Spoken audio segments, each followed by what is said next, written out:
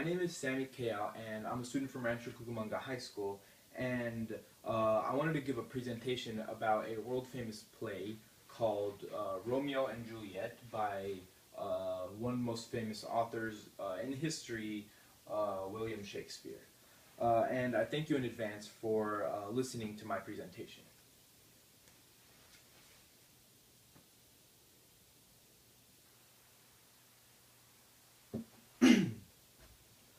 Alright, so the play Romeo and Juliet is, of course, a tragedy, as most people know, and it was written by William Shakespeare early in his career about two young star-crossed lovers whose death ultimately reconciled their feuding families. Now, the play is believed to have been written between 1591 and 1595. No one is exactly sure, but it by far is William Shakespeare's most well-known play. The play Romeo and Juliet takes place in a city called Verona. Romeo and Juliet are two teenagers from different warring families, the Montagues and the Capulets. Now, so apparently, of course, the main character Romeo is initially in love with a girl named Rosaline. Now, Romeo sneaks into a ball at the Capulet's house in hopes of meeting this woman named Rosaline, and instead meets and falls in love with Juliet.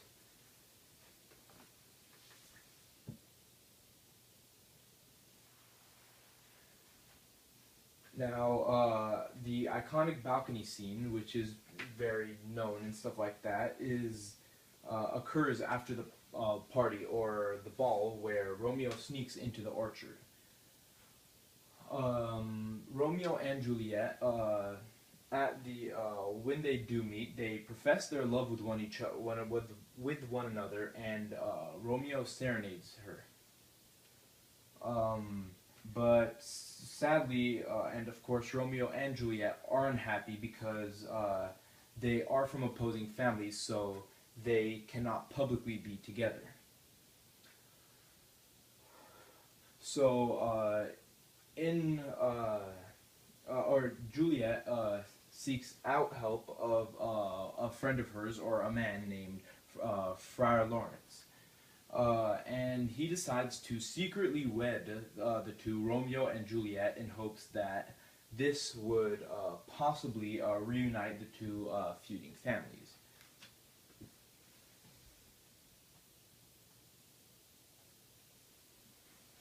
Alright, so a friend of Romeo's named Mercutio is killed by Tybalt during a vicious duel. So, of course, Romeo's extremely angry because Tybalt had killed his friend, and he kills Tybalt back in revenge for his murdered friend. Because of his crime, the Prince of Verona decides to exile Romeo, and of course Romeo does not leave immediately, and instead sneaks into Juliet's house in order to be with her. Juliet is upset, of course, at the thought of Romeo leaving her, so Friar Lawrence creates a potion so that Juliet could fake her death and run away with Romeo.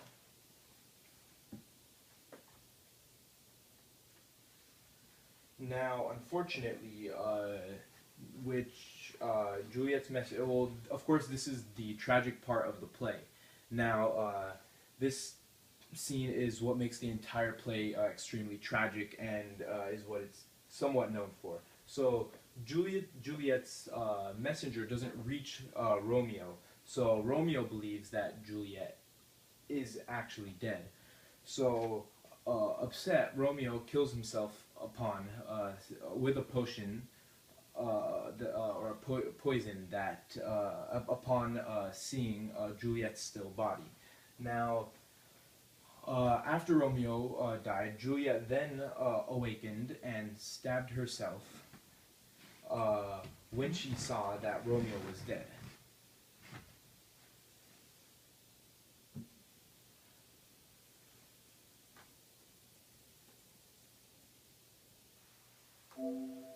So that mainly summarizes the important aspects of Romeo and Juliet and says why it is a tragedy and everything important about the play. Now,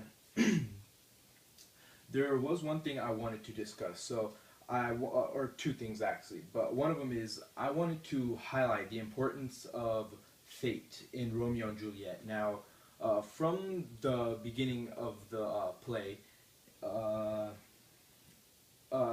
it becomes very apparent that fate will play a big role in the play. Now, in the first page, Shakespeare writes, "A pair of star-crossed lovers take their lives." Now, Shakespeare includes this fact in the beginning of the play to demonstrate that fate will play an important role in Romeo and Juliet's lives. Shakespeare uses fate to decide a number of very important outcomes in the play.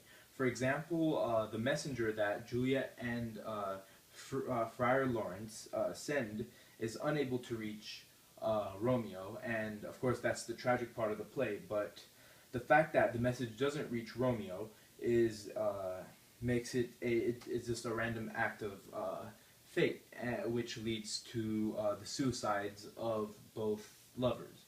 Now, Shakespeare announces the outcome of the play prior to the play's start in order to show that despite what may occur in the play, fate will always emerge victorious and kill both Romeo and Juliet.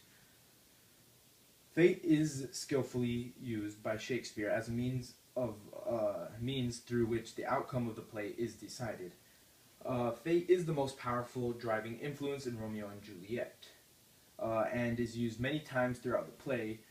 And Shakespeare does this to appeal to the audience at this time, which was highly superstitious and very religious. Fate is, of course, an important part of Romeo and Juliet, and the play would definitely not be the same without it. So, the last thing I wanted to talk about was the fact that I do believe that this play, Romeo and Juliet by William Shakespeare, should be included in, or at least be an important aspect of the AP English literature curriculum. Mr. Nath, it is clear that you should certainly include this play as an important part of the AP English literature curriculum. Romeo and Juliet is an iconic play that is known by essentially everyone in the United States. It is also a literary masterpiece written by the most famous author in history. So, Romeo and Juliet is also a play that contains mainly many topics relevant to teenagers, now such as lore, depression, suicide, and conflict.